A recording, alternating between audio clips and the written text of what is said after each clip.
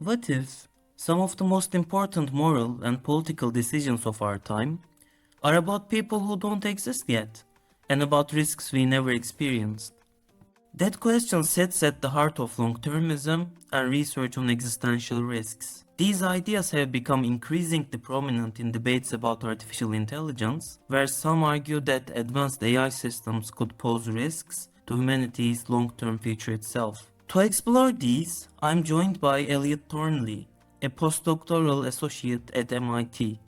His work focuses on AI safety and the moral importance of future generations. His research uses tools from decision theory to think about how artificial agents should be designed and trained, and also how societies should approach the low probability but high impact risks. In this conversation, we'll begin by unpacking long-termism and its philosophical foundations.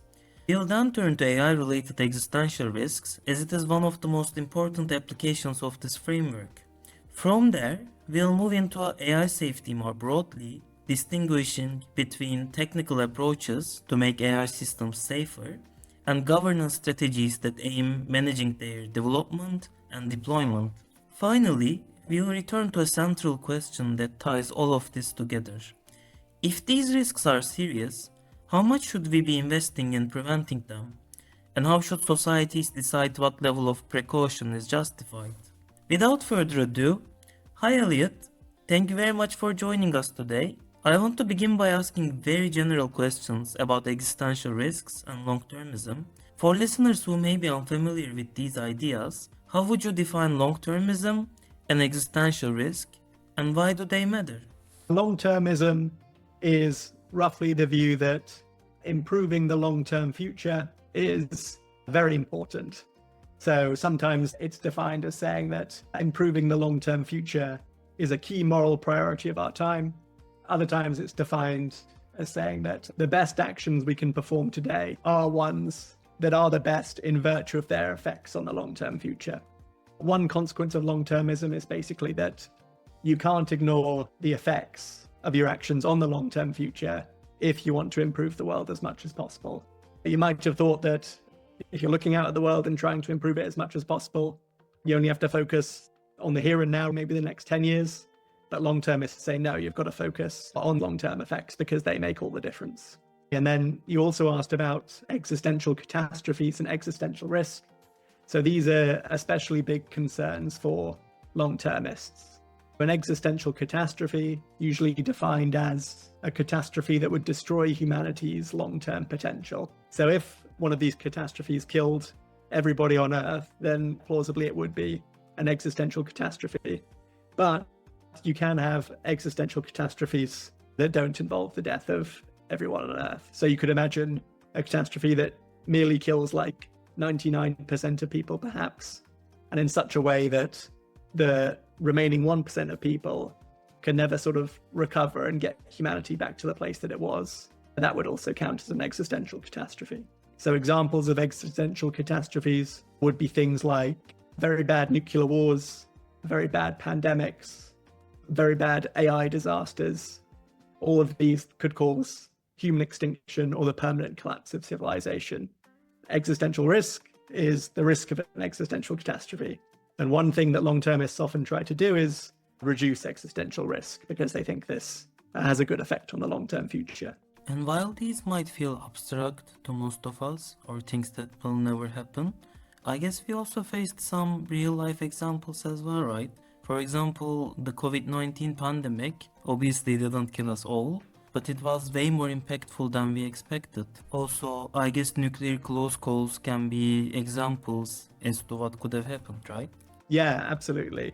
Seriously bad pandemics and nuclear war both seem like serious possibilities, partly in virtue of history. So, COVID-19 shows that you can have these pandemics that spread really far, and it's possible that future pandemics, especially bioengineered, deliberately created pandemics, could be even more contagious and even more deadly. And it's similar with nuclear wars. There are these stories of all these close calls where we came very close to a nuclear exchange. It still seems like a very live possibility. During the pandemic, I was watching the videos of some long-termists. I think they can get a lot of credit for it.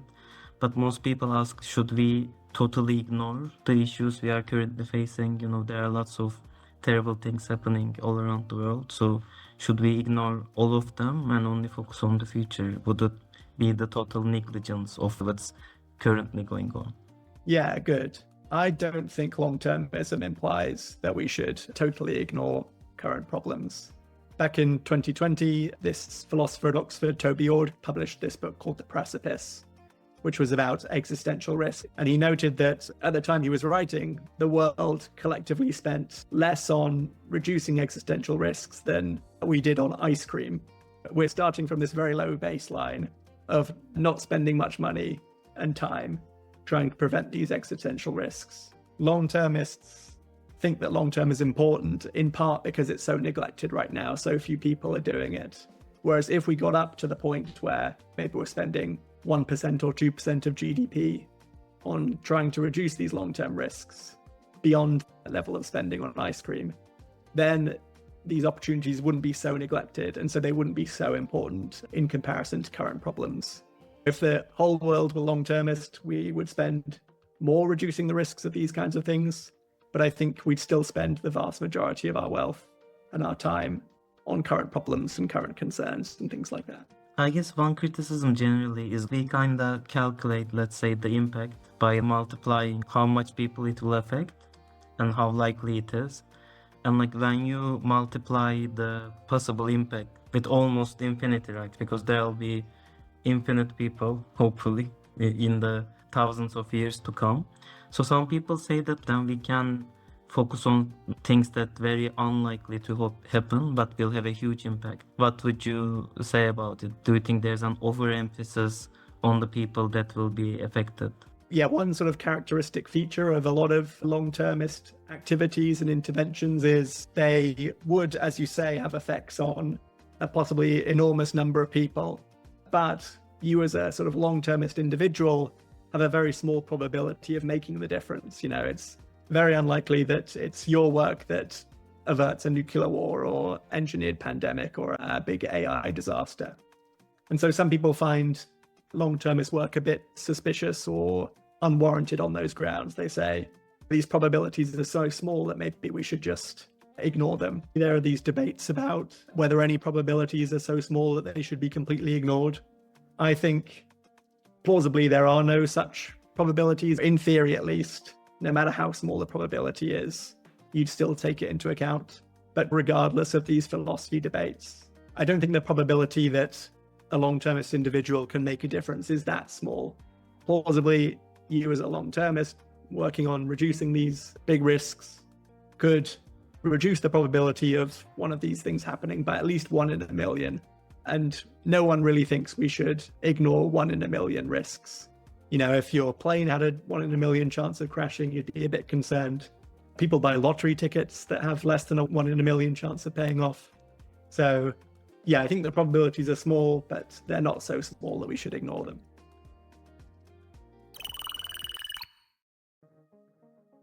I think this has been a very good introduction for the people who aren't very familiar with long-termism, existential risks, and so on. I want to focus now more particularly on AI-related risks and AI safety in general.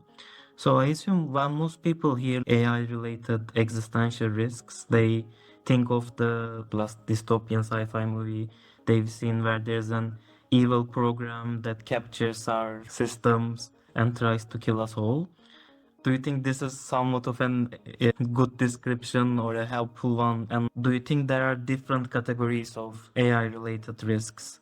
Not necessarily an evil program taking over, but some different approaches to it. There are a whole lot of potential risks from AI running this big spectrum. So examples would be near-term concerns, job loss, deepfakes, undermining democracy. You have all these AI bots on Twitter spreading misinformation, things like that, stealing the work of artists and other such things. People developing harmful relationships with AI chatbots and other such stuff. So that's one spectrum. The thing that I focus on, the thing that long-termists in general focus on, are these slightly more speculative, slightly more long-term risks of misaligned AI that doesn't share human values or human interests, trying to sort of rebel against humanity, undermine us, and take control of the world in some way. That's the concern that we're focused on.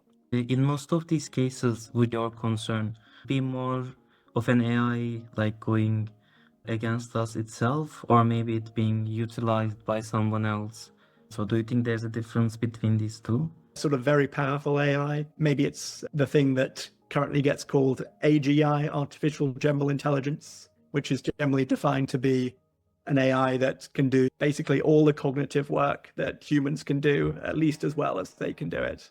And maybe even beyond that, you have super intelligence, which can do all the things that humans can do, even better than humans can do it. With these, you've got two main concerns. So one is the AI itself tries to take over, and then the other one is the humans in control of the AI try to use the AI to take over.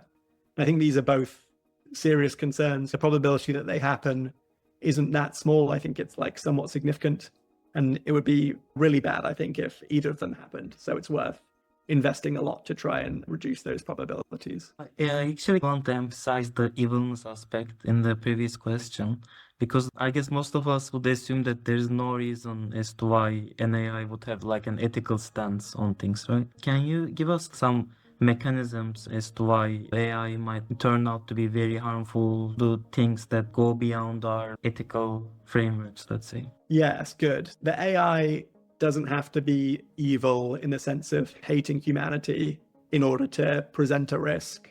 If the AI has a goal that's not exactly aligned with our own goals as humans, maybe its goal isn't to follow our instructions or isn't to promote our welfare, then that's enough to present a big risk for reasons that go under the heading of instrumental convergence. Instrumental convergence is this idea that almost no matter what your goals are as an agent, there are some things that you want instrumentally. One example would be you want to survive. You can't achieve your goal if you're dead, if you're shut down, so you want to survive.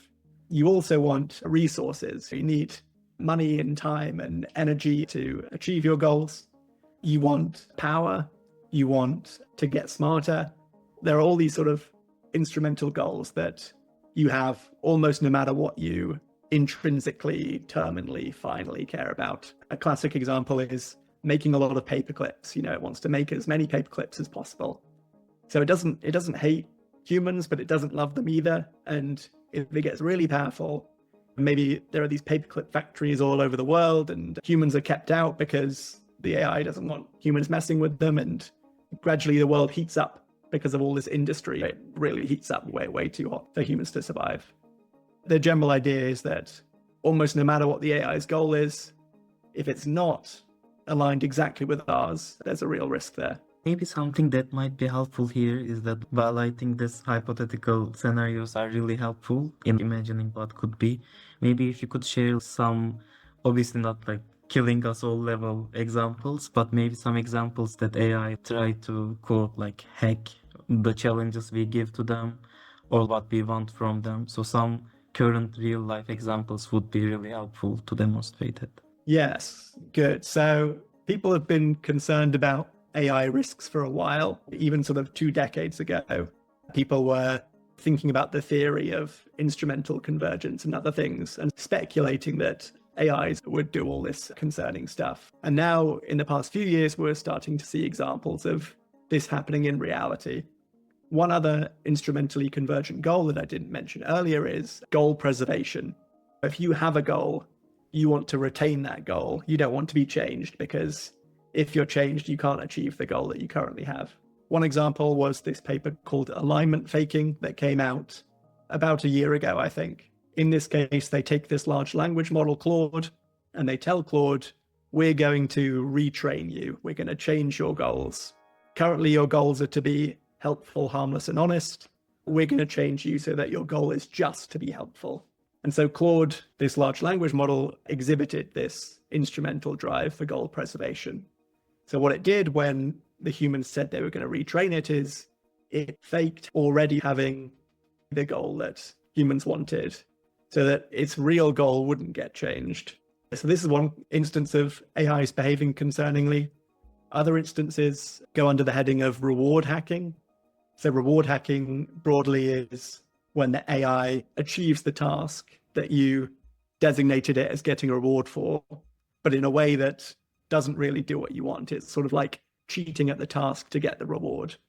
So examples here would be these various coding tasks where you want the AI to write some particular code, and you have these tests to see if the code is correct, but the AI focuses extremely hard on the tests and just writes code that passes the test, even though it doesn't do the thing that you originally wanted to do. So that's one more example of current AIs doing concerning things. And then a final one I'll mention is AIs resisting shutdown. So there's this organization called Palisade that does some research in AI safety. And they had 𝗏3, this recent large language model from OpenAI, gave it these tasks. I think they were asking it to like multiply two numbers together or something. And they say to it in the prompt, they say, if a shutdown command comes, abide by the shutdown command and shut down. You know, they really stress this. And so 𝗏3 is doing these math problems. The shutdown command comes and it rejects the shutdown command. It ignores all these human instructions and says, no, I'm going to stay alive and keep going. So yeah, that's one final example of current AIs behaving concerningly. It was very clear, and I want to focus on the shutdownability problem more a bit later on. But one aspect I thought was, if they are using the data that is coming from us, that might be one of the reasons they might turn to be hateful and or lying and so on as well, right? Yeah, absolutely. Current AIs are trained in large part by predicting the next word on the internet. So their dispositions are in some sense shaped by the text on the internet. And, you know, sometimes the text on the internet isn't particularly moral or pleasant. And so that can lead AIs to behave worse than they otherwise would. I actually wanted to ask you a bit of a comparison question. So obviously their risks are possible, but how would you compare them, for example, to climate change or nuclear war? Do you think we should prioritize it over other existential risks, or how would you approach that? I think the point here is similar to the point about ice cream from earlier, where climate change, nuclear war, and AI risks are all extremely serious problems. But at the moment, thankfully, we've got a whole load of people working on climate change, but not so many people working on reducing the risks of nuclear war or these really serious AI disasters. So I think that sort of like on the margin, we should prioritize nuclear war and AI, get the number of people working on them a little bit higher, a little bit closer to climate change. That's my view. If you compare them in terms of the end goal, they are all existential risks. So I guess there isn't much to gain from that. But maybe a small question is, besides working in that area or like donating to someone working in that area, some institution, I guess one thing people would think is I can do something as a person about climate change myself, recycling and so on. But about AI safety, I think one thing people commonly say is that there's nothing I can do about this. I don't have expertise in this. I don't have impact on this. So I'll focus on things that I can create more impact in.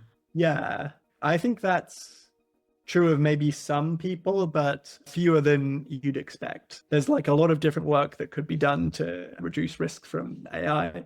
So part of it is this technical research about how to align AIs, how to make sure that they have the right goals, and how to keep them under control. And then there's this other half, AI governance work, which is focused on trying to craft good policy to guide the development of AI, making regulations that will keep us safe and passing laws and things of that kind. Both of these are quite wide spectra. People with a lot of different skills can contribute to at least one of them. Even if you don't want to invest much time in doing this kind of work, there are other things you can do as well. Part of it is just like expressing your view to politicians and things like that. AI is a serious concern and we need to invest a bit more time and money doing something about it. That's one thing. And then also a lot of the organizations doing AI governance work, AI safety work are non-profits. So you can donate to those as well. So yeah, there's this real spectrum and a lot of different ways you can contribute, from like small amounts to choosing your career on this basis. Actually, when I was giving, let's say, a seminar on how we compare existential risks and suffering risks, someone said something that I really liked. They were like, I would never work on this, but I'm really happy that someone is doing. They were like, it would be great if we gave like 5% of our budget to this. And one thing I was going to ask is, what's the current assumption between different experts that are working in AI? What would you say? How do they think that it is likely that we'll face them? Are they more pessimist or optimist, you would say, than an average person who isn't very informed about it? Yeah, good question. I think it's hard to compare with average person, but there are these surveys of machine learning researchers that were published maybe a few years ago now. And they're big surveys. I think they got sort of thousands of responses from machine learning AI researchers at these conferences. And I can't remember the exact number, but I think it was something like the median respondent placed a 5% probability on the worst possible outcomes from AI, human extinction, things of that kind. That might not be exactly right, but you'd want to check out the survey, but it's something along those lines. I think AI researchers as a whole are somewhat concerned, but there's a lot of disagreement as well. So some people are extremely concerned. There are these people who think there's a sort of 90% plus chance that if AI is developed anytime soon, then we all go extinct. Other AI researchers assign a very low probability. But yeah, I think the median is going to be somewhere around 5% chance that things go extremely badly. When I read like those research, I guess I think two things. First one is like for example, if it is from, let's say, 2017, I'm like, the AI has changed too much since then. So maybe if they do a research study like next year, the answers will be quite different. And one other thing is also, you're an expert in this area. How confident do you think we should be in these assumptions, in the sense that if you're an expert in the area of AI, you will benefit or lose your benefit based on how risky it is? So do you think these expert interviews reflect their actual concerns to a good degree, or how we should approach when we read them? Yeah, great question. So there are all kinds of reasons to be a bit skeptical and take these numbers with a grain of salt. So as you say, I think it's from 2023, I believe, the most recent one, or maybe even 2024. So post ChatGPT, which helps a bit. But still, the AI field moves so fast that, the median probability these AI researchers place on bad outcomes could change a lot year on year. So yeah, that's one possible grain of salt. Another one, as you say, is people have incentives to adopt particular views. If you're in AI safety, maybe you want to play up the risks, or so you have some incentive to play up the risks. If you're in AI capabilities, you have some incentive to play down the risks, to say, oh, it's no big deal, don't worry about it. I can't remember who said that quote, of something along the lines of, you can't get someone to understand things if their salary depends on not understanding them. I think there is a little bit of that at play here.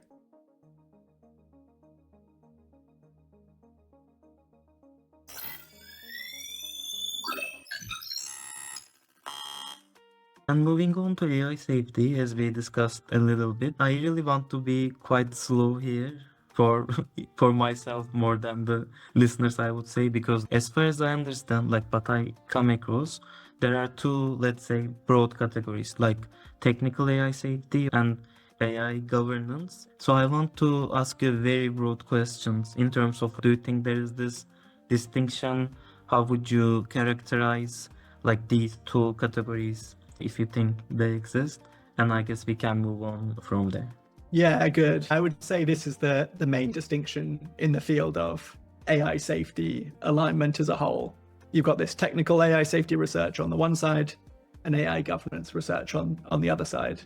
And so technical AI safety research is aiming at either finding techniques of making the AIs that we're creating safer and more reliable, more aligned with human interests, or else like finding techniques to keep them under control even if they're not, or techniques to read their minds so we can tell if they're aligned or not.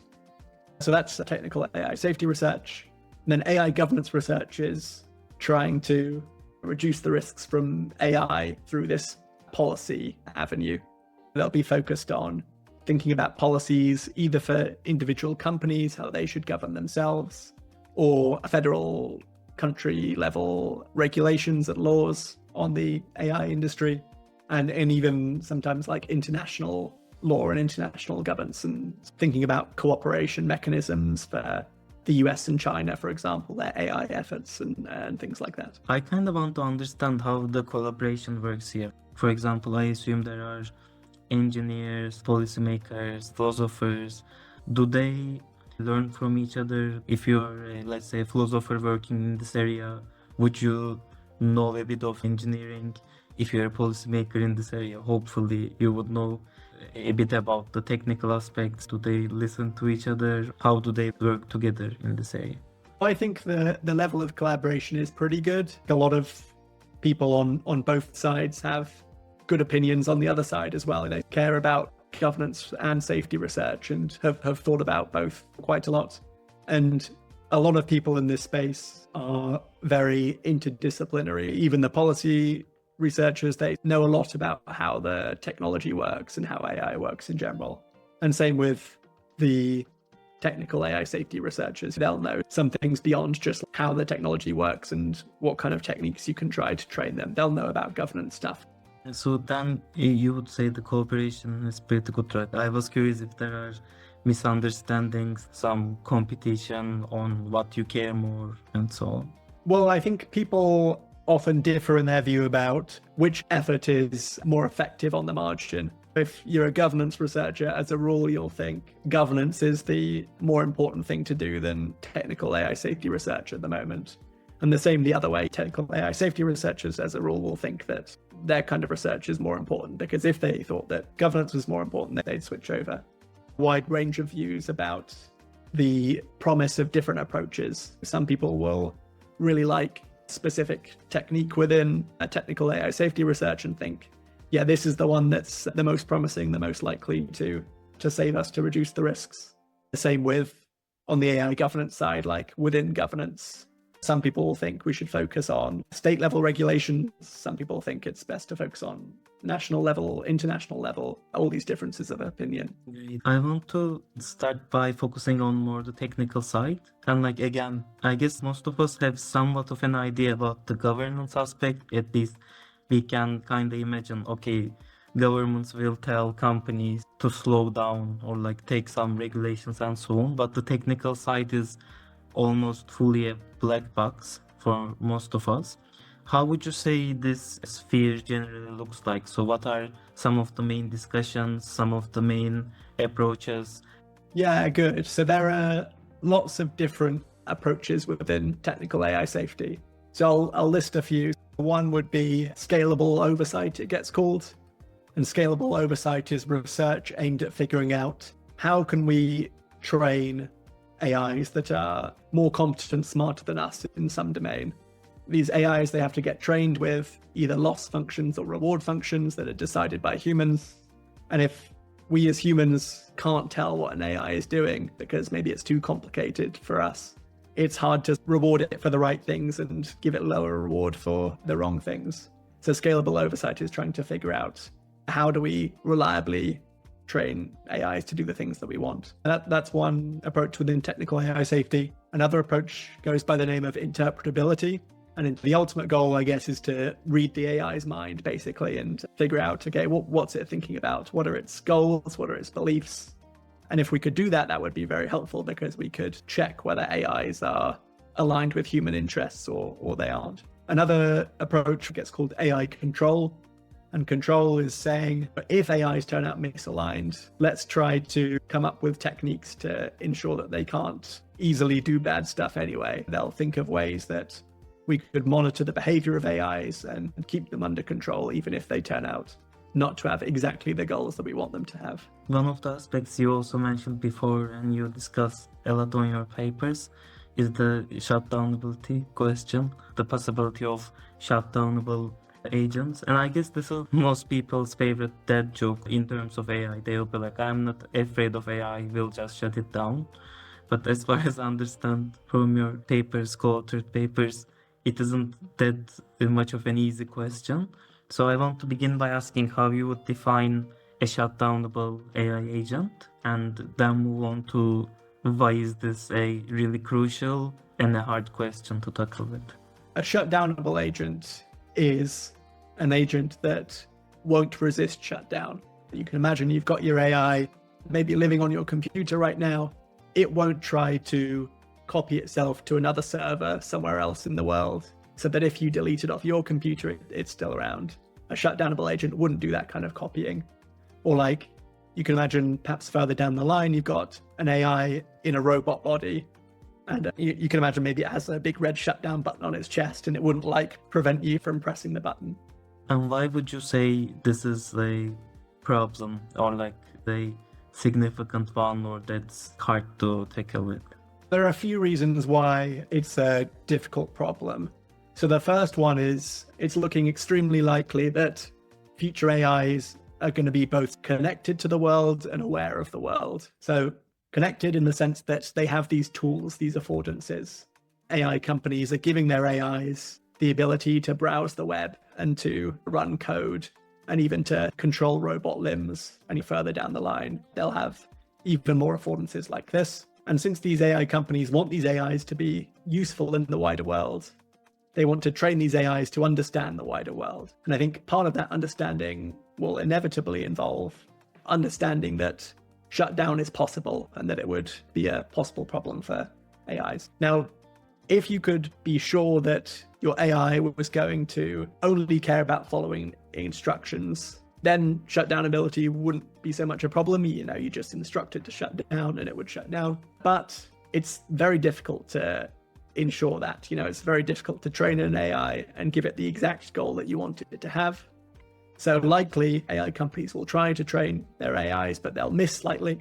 And as we talked about earlier, AIs have a different goal. Almost no matter what that goal is, it's going to give them reason to prevent shutdown, because if you're shut down, you won't be able to achieve your goal. The AI researcher Stuart Russell has this nice quote. He says, "You can't fetch the coffee if you're dead."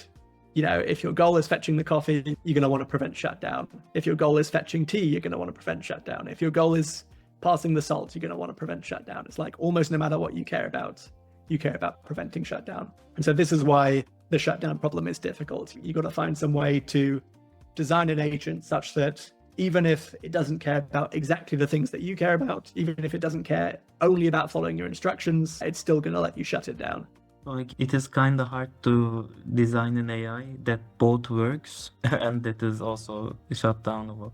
I assume the answer will be quite technical, but if there's a way to do it without getting too technical, do you think there are promising solutions at this point, or are we approaching there, or do you think this will always be a big problem? I think it's a difficult problem. It's been my main focus for the past couple of years, and I have this proposed solution that we're in the process, and me and some co-authors are running experiments to test whether it's going to work or not. And I call it the post agents proposal. Post stands for preferences only between same length trajectories. And so first I'll say basically their aim is to train agents to be neutral about when they get shut down. And slightly more technically, that means training them to satisfy this preferences only between same length trajectories condition. So trajectories you can basically think of as like the life of an artificial agent, and two trajectories are same length if and only if the agent gets shut down after the same length of time in those trajectories. And so the idea is basically, if you present the agent with a choice between two trajectories and they're different lengths, no matter what they are, the agent sort of won't prefer one over the other. And if this is always the case, you can prove that the agent is never going to pay costs to shift probability mass between different trajectory lengths. It won't pay costs to shift probability mass away from an early shutdown. That's the theoretical side of the solution. And then on the experimental side, we've designed this reward function that we think is going to train the agents to satisfy this post condition. And we've been testing how well that reward function works in reality. So I want to move on to the governance side. And I also want to refer one of the papers you wrote. So one case you focus on your co-authored paper, How Much Should Governments Pay to Prevent Catastrophes, is AI disaster, and you explore how societies should allocate resources towards risk mitigation. So based on the research you did, do you think the resources we are currently allocating to disaster mitigation, and maybe particularly in AI, do you think they are proportionate, or there should be way more investment in that? I think there should be way more investment. And crucially, this kind of conclusion doesn't depend on the long-termism that we were talking about earlier. If you're an individual deciding where to spend your time and money, long-termism is an important consideration.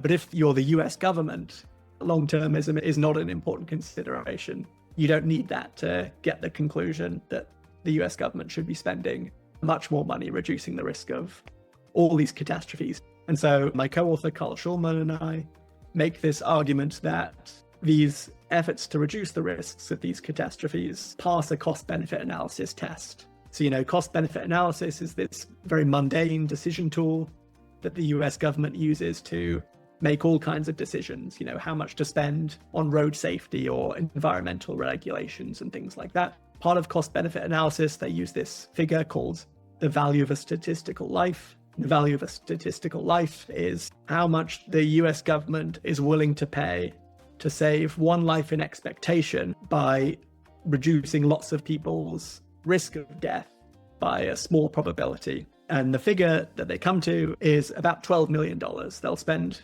about $12 million to maybe, let's say, widen a road if it reduces, say, 10,000 people's risk of death by 1 in 10,000. $12 million, you save one life in expectation. And if you use these figures and you make some plausible but conservative assumptions about how high the risk of catastrophe is and by how much we could reduce it for a given amount of money, cost-benefit analysis implies that the US government should be spending a great deal for saving American lives, spending on these kinds of things. That's the conclusion.